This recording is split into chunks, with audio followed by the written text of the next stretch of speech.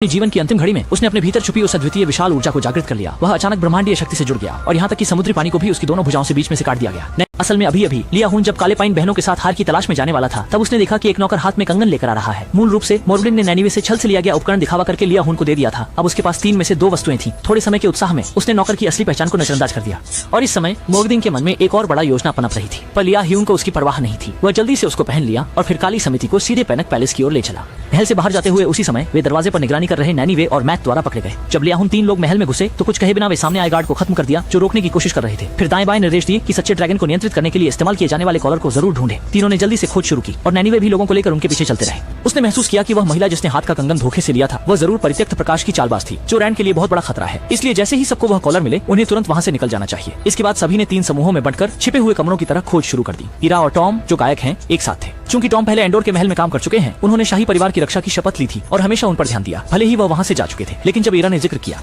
मृतपति का नाम, उसने कभी इस रहस्यमय व्यक्ति के बारे में नहीं सुना था। ईरान के चेहरे पर हैरानी थी, लेकिन तुरंत ही उसने देखा कि हरे रंग की लाइट उसके पीछे आ गई और सामने वाले के हाथ का विशेष उपकरण उच्च शक्ति के प्रभाव में बैंगनी रंग की लेजर किरणें निकाल सकता था। सौभाग्य से दोनों समय पर बच निकले और तुरंत कमरे में भाग जाकर छिप गए। टॉम के सिर पर चोट लगी, परंतु उसे अत्यधिक शक्ति से ठीक किया जा सकता है, लेकिन इससे विरोधी को पता चल जाएगा। इसलिए उसने ईरान को जाने का आग्रह किया और कहा कि मृतपति नाम का यह व्यक्ति बिल्कुल नहीं। इलाके पूरे परिवार की यादों को मृतपति का नाटक करने वाले परित्यक्त प्रकाश के दानव ने बदल दिया था। अब रानी खतरे में है, इसलिए ईरान को जल्द से जल्द एंडोर लौटना होगा।